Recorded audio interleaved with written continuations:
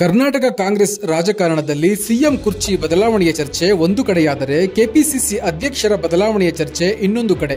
ಹೀಗಾಗಿ ಕಾಂಗ್ರೆಸ್ನಲ್ಲಿ ಅಧಿಕಾರ ಬಂದ ನಂತರ ಬಣ ಪ್ರತಿಷ್ಠೆ ಹೆಚ್ಚಾಯಿತು ಎಂದೇ ಹೇಳಬಹುದು. ನಿಮಗೆಲ್ಲರಿಗೂ ತಿಳಿದಂತೆ ಸದ್ಯ ರಾಜ್ಯ ಕಾಂಗ್ರೆಸ್ ಪಕ್ಷದಲ್ಲಿ 2 ಬಣಗಳಾಗಿ ರೂಪುಗೊಂಡಿವೆ. ಅದರಲ್ಲಿ ಮೊದಲನೇ ಬಣ ಸಿಎಂ ಸಿದ್ದರಾಮಯ್ಯ ಅವರದ್ದು, ಎರಡನೆಯದ್ದು ಉಪಮುಖ್ಯಮಂತ್ರಿ ಡಿಕೆ ಶಿವಕುಮಾರ್ ಅವರ ಬಣ. ಈ 2 ಬಣಗಳು ಅಧಿಕಾರದ ಆಸೆಯಿಂದ ಪರಸ್ಪರವಾಗಿ ವಿರುದ್ಧವಾದ ಹೇಳಿಕೆಗಳನ್ನು ನೀಡಿದ್ದರು. ಇದು ನಿಮಗೆಲ್ಲರಿಗೂ ತಿಳಿದಿದೆ. ಇದೇ ವಿಷಯವನ್ನು ಸ್ವಲ್ಪ ಸೂಕ್ಷ್ಮವಾಗಿ ಗಮನಿಸಿದರೆ ಡಿಕೆ ಶಿವಕುಮಾರ್ ಅವರು ಕೆಪಿಸಿಸಿ ಅಧ್ಯಕ್ಷ ಹುದ್ದೆಯನ್ನು ವಹಿಸಿಕೊಂಡಾಗ ಪಕ್ಷ ಅಧಿಕಾರದಲ್ಲಿರಲಿಲ್ಲ. ಆದರೆ ಆ ಸಮಯದಲ್ಲಿ ಈ 2 ಬಣಗಳು ಅಸ್ತಿತ್ವದಲ್ಲಿದ್ದವಾ ಎಂಬುದೇ ಅನುಮಾನ. ಏಕೆಂದರೆ ಪಕ್ಷವನ್ನು ಸಂಘಟಿಸುವ ಸಮಯದಲ್ಲಿ ಕಾಣದ ಈ ಬಣಗಳು ಅಧಿಕಾರ ಬಂದ ಮೇಲೆ ನಾಮುಂದು ತಾಮುಂದು ಎಂದು ಕುರ್ಚಿಯ ಆಸೆಗಾಗಿ ಮುನ್ನೆಲೆಗೆ ಬಂದಿದೆ. ಸಿದ್ದರಾಮಯ್ಯ ಅವರು ಮೂಲತಃ ಕಾಂಗ್ರೆಸ್ನವರಲ್ಲ, ಅವರು ಜೆಡಿಎಸ್ನಿಂದ ವಲಸೆ ಬಂದವರು. ಹೀಗಾಗಿ ಇಷ್ಟು ವರ್ಷ ಅವರಿಗೆ ಅಧಿಕಾರ ಕೊಟ್ಟಿದ್ದು ಸಾಕು. ಇನ್ನು ಮೂಲ ಕಾಂಗ್ರೆಸ್ನವರು ಅಧಿಕಾರದ ಚುಕ್ಕಾಣಿ ಹಿಡಿಯಬೇಕು ಎಂದು ಮೂಲ ಕಾಂಗ್ರೆಸ್ಸಿಗರು ಮತ್ತು ಡಿಕೆ ಶಿವಕುಮಾರ್ ಅವರ ಬಣ ಈ ಹಿಂದೆ ಹಲವು ಹೇಳಿಕೆಗಳನ್ನು ಕೊಟ್ಟಿತ್ತು. ಆದರೆ ಅಹಿಂದ ನಾಯಕ ಎಂದೇ ಗುರುತಿಸಿಕೊಂಡಿರುವ ಸಿದ್ದರಾಮಯ್ಯ ಅವರನ್ನು ಕುರ್ಚಿಯಿಂದ ಕೆಳಗಿಳಿಸುವುದು ಅಷ್ಟು ಸುಲಭದ ಮಾತಲ್ಲ. ಹಾಗೇನಾದರೂ ಇಳಿಸಿದ್ದೇ ಆದಲ್ಲಿ ರಾಜ್ಯದ ಹಿಂದುಳಿದ ವರ್ಗ ಮತ್ತು ಅಲ್ಪಸಂಖ್ಯಾತರು ತಿರುಗಿ ಬೀಳುವ ಎಲ್ಲ ಸಾಧ್ಯತೆಯೂ ಇದೆ. ಹೀಗಾಗಿ ಆಗಾಗ ಆ ವಿಷಯ ಚರ್ಚೆಗೆ ಬಂದರೂ ಮುನ್ನೆಲೆಗೆ ಬರುತ್ತಿಲ್ಲ.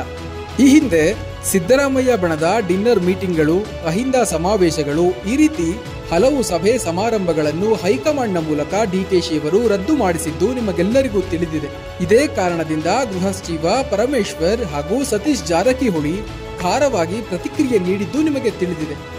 ಇಲ್ಲಿ ಗಮನಿಸಬೇಕಾದ ಮತ್ತೊಂದು ಅಂಶ, ಸಿದ್ದರಾಮಯ್ಯ ಅವರ ಬಣದ ನಾಯಕರು ಹೇಗಾದರೂ ಮಾಡಿ ಕೆಪಿಸಿಸಿ ಅಧ್ಯಕ್ಷ ಹುದ್ದೆಯನ್ನು ಡಿಕೆ ಶಿವಕುಮಾರ್ ಅವರಿಂದ ಪಡೆಯಲೇಬೇಕು ಎಂಬ ಹಠಕ್ಕೆ ಬಿದ್ದಿದ್ದಾರೆ. ಈ ಕಡೆ ಡಿಕೆ ಶಿವಕುಮಾರ್ ಅವರ ಬಣ ಹೇಗಾದರೂ ಮಾಡಿ ಸಿಎಂ ಸಿದ್ದರಾಮಯ್ಯ ಅವರನ್ನು ಕುರ್ಚಿಯಿಂದ ಕೆಳಗೆ ಇಳಿಸಿ ಶಿವಕುಮಾರ್ ಅವರನ್ನು ರಾಜ್ಯದ ಮುಖ್ಯಮಂತ್ರಿ ಮಾಡಬೇಕೆಂದು ಹಾತೊರೆಯುತ್ತಿದ್ದಾರೆ.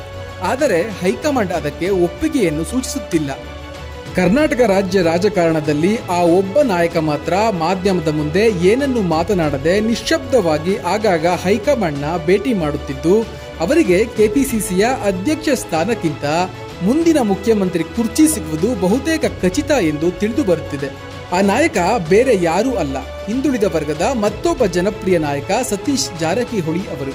ಹೌದು, ಸತೀಶ್ ಜಾರಕಿಹೊಳಿ ಅವರು ಹಲವು ಬಾರಿ ಹೈಕಮಾಂಡ್ನ ಭೇಟಿ ಮಾಡಿದ್ದಾರೆ. ಆದರೆ ಅವರ ಉದ್ದೇಶವನ್ನು ಮಾಧ್ಯಮಗಳ ಮುಂದೆ ಹೇಳಿಕೊಂಡಿಲ್ಲ ಅಷ್ಟೇ. ಆದರೆ ಹಲವು ಬಾರಿಯ ಈ ಭೇಟಿ ಹಿರಿಯ ರಾಜಕೀಯ ವಿಮರ್ಶಕರ ಪ್ರಕಾರ ರಾಜ್ಯದ ಮುಂದಿನ ಸಿಎಂ ಕುರ್ಚಿಗೆ ಈಗ ನಡೆಯುತ್ತಿರುವ ತಯಾರಿ ಎಂದು ತಿಳಿಸಿದ್ದಾರೆ. ಸತೀಶ್ ಜಾರಕಿಹೊಳಿ ಅವರು ಈಗಿರುವ ಕರ್ನಾಟಕದ ಸಿಎಂ ಸಿದ್ದರಾಮಯ್ಯ ಅವರ ನಂತರದ ಹಿಂದುಳಿದ ವರ್ಗಗಳ ಬಲಿಷ್ಠ ನಾಯಕ ಎಂದು ಹೇಳಬಹುದು. ಏಕೆಂದರೆ ರಾಜಕೀಯದಲ್ಲಿ ರಾಜತಾಂತ್ರಿಕ ನೀತಿ ಬಹಳ ಮುಖ್ಯ. ಅದರ ಸಲುವಾಗಿ ಜಾತಿ ಸಮೀಕರಣ ಮತ್ತು ಧರ್ಮ ಸಮೀಕರಣಗಳ ಆಧಾರದ ಮೇಲೆ ಮುಂದಿನ ಮುಖ್ಯಮಂತ್ರಿ ಕುರ್ಚಿಗೆ ಸತೀಶ್ ಜಾರಕಿಹೊಳಿ ಅವರೇ ಮುಂದಿನ ಆಯ್ಕೆ ಎಂದು ತಿಳಿದು ಬರುತ್ತಿದೆ. ಹೀಗಾಗಿ ಈ ವಿಷಯ ಡಿಕೆ ಶಿವಕುಮಾರ್ ಬಣದ ನೆಮ್ಮದಿ ಕದಡಲು ಕಾರಣವಾಗಿದೆ.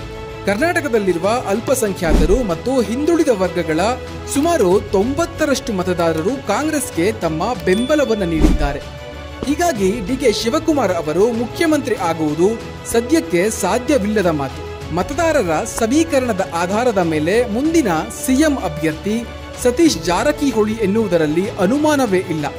ರಾಜಕೀಯ ಭವಿಷ್ಯವನ್ನು ಆಲೋಚನೆ ಮಾಡುವುದು ಹೆಚ್ಚು ಕಷ್ಟದ ವಿಷಯ. ಏಕೆಂದರೆ ನಿರ್ಧಾರಗಳು ಮತ್ತು ವ್ಯಕ್ತಿಗಳು ಯಾವಾಗ ಬೇಕಾದರೂ ಹೇಗೆ ಬೇಕಾದರೂ ಬದಲಾವಣೆ ಆಗಬಹುದು. ಹೀಗಾಗಿ ಇನ್ನೇನು ಸಿದ್ದರಾಮಯ್ಯ ಅವರ ಆಡಳಿತಕ್ಕೆ 2.5 ವರ್ಷ ತುಂಬುವ ಹಿನ್ನೆಲೆ ಮುಂದೆ ಏನಾದರೂ ಬದಲಾವಣೆ ಆಗುತ್ತದೆಯೇ ಎಂದು ಕಾದು ನೋಡಬೇಕಿದೆ. ಇದು ಈ ಹೊತ್ತಿನ ಸುದ್ದಿ.